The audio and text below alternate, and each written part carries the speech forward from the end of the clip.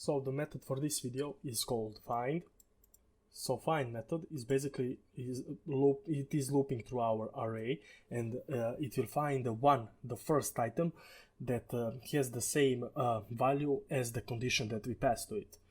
So for example, if we create a const of user and set it to be users.find, I will use here a short syntax, and I will basically, as we are looping through users, we will have a user, and we are bringing back the user that has age equal to 18, for example, right?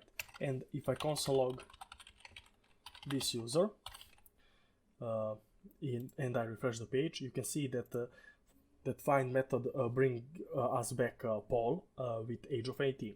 So what is bad with this find method at this current stage? It is bringing us back just one item from an array. So for example, if I would have one more user here with a name of Anthony, for example, and age also 18, if I refresh the page, it will still bring us back Paul.